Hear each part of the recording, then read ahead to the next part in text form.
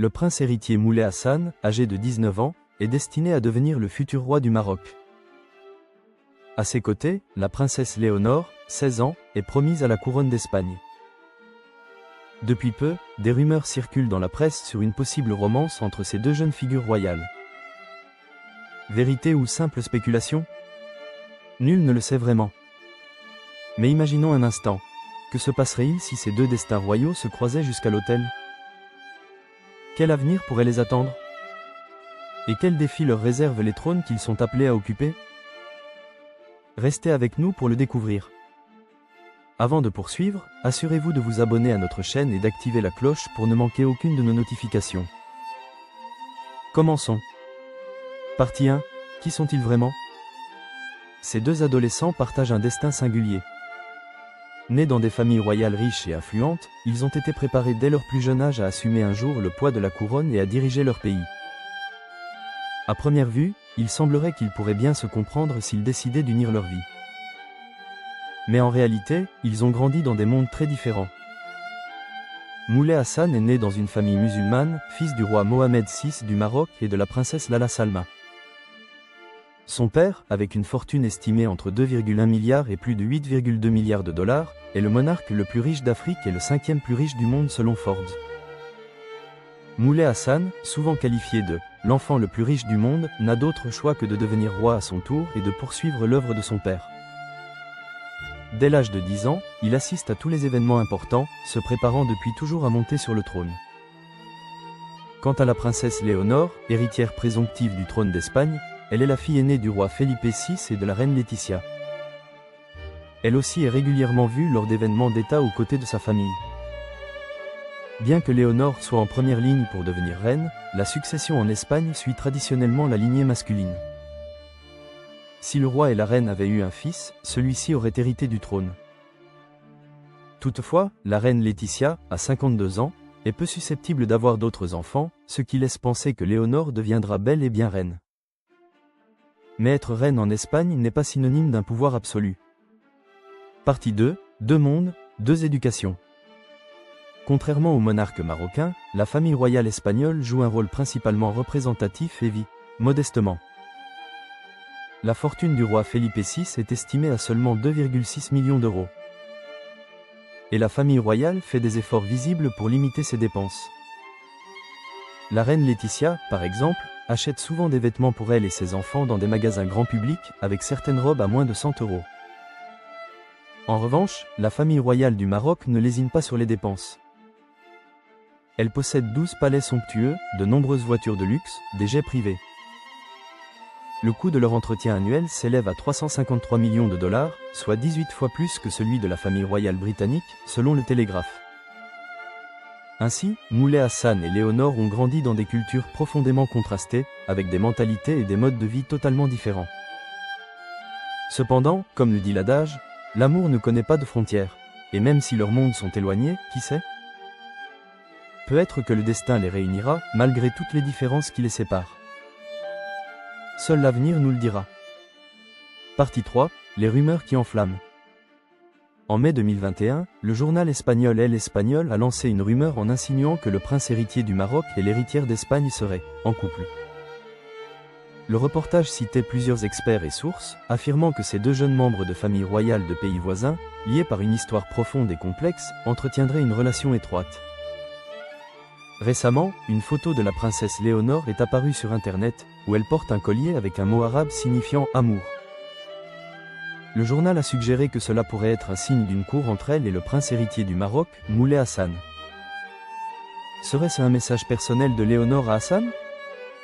La maison royale d'Espagne n'a ni confirmé ni démenti ces rumeurs, laissant planer le doute quant à la véracité de cette liaison.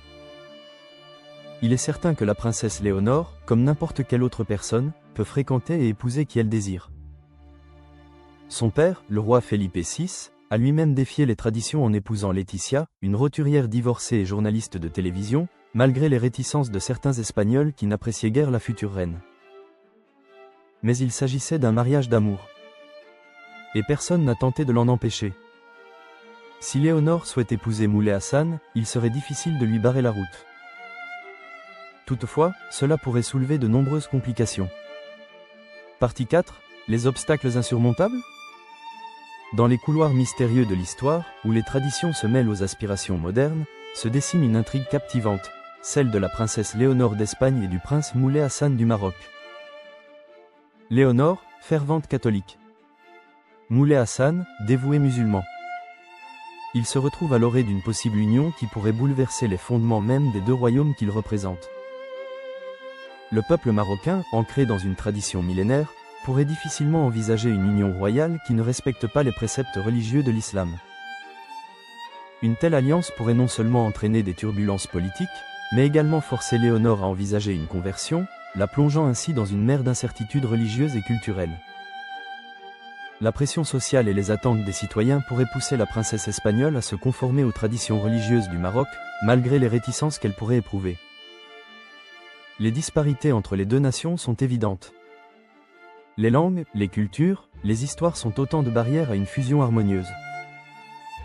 Le mariage hypothétique entre Léonore et Moulay Hassan soulèverait des questions cruciales. Où le couple choisirait-il de résider? Chacune des nations perdrait un monarque résident, ce qui pourrait engendrer des sentiments d'abandon et affaiblir la monarchie dans le pays laissé vacant. De plus, un enfant né de cette union serait pris entre deux mondes, portant le poids des attentes et des responsabilités associées à deux trônes distincts, créant ainsi un dilemme identitaire et culturel complexe. Partie 5. L'avenir de deux monarchies. Pourtant, l'avenir peut se dessiner différemment. Peut-être que Léonore, en tant que souveraine, choisirait de céder le trône à sa sœur cadette. Ou peut-être que la monarchie espagnole elle-même pourrait connaître une transformation radicale. Les rumeurs sur une possible abolition de la monarchie espagnole se font de plus en plus persistantes, alimentées par les scandales entourant l'ancien roi Juan Carlos, dont la réputation a été entachée par des accusations de corruption. Son exil forcé a laissé une empreinte indélébile sur la perception de la royauté en Espagne, faisant naître des questionnements sur la viabilité de la monarchie dans le pays. En revanche, la monarchie marocaine semble inébranlable. Le peuple marocain, profondément attaché à ses traditions et à sa royauté, continue de voir en Moulay Hassan le futur souverain légitime. Les institutions royales restent solides et la stabilité politique du Maroc contraste fortement avec les turbulences espagnoles. Si, par un tour de magie du destin, la princesse Léonore devait épouser Moulay Hassan, elle entrerait dans l'histoire en tant que princesse du Maroc. Partie 6. Et si cette union changeait tout? Dans ce contexte, il est important de ne pas se laisser submerger par l'inquiétude pour elle. Les récentes décennies ont vu les femmes marocaines gagner en influence et en pouvoir.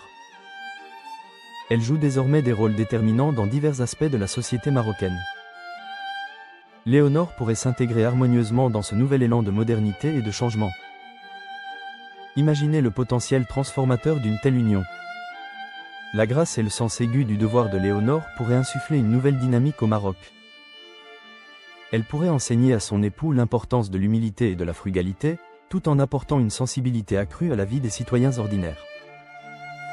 Sa présence pourrait servir de pont entre les cultures, enrichissant la monarchie marocaine de perspectives nouvelles et inspirantes.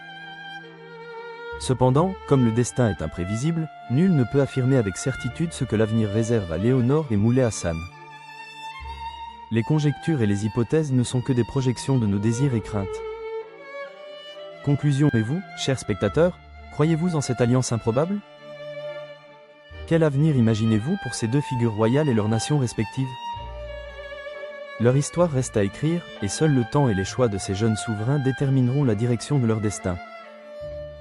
Loin des projecteurs, Léonore et Moulay Hassan devront naviguer à travers les complexités de leurs rôles royaux, les attentes de leur peuple et les défis personnels qui leur sont propres. Quelle que soit la voie qu'ils choisiront, leur parcours sera sans doute suivi avec une attention passionnée par le monde entier. Alors restons à l'écoute, car l'histoire est en marche. Et qui sait ce que l'avenir réserve à ces héritiers des trônes du Maroc et d'Espagne?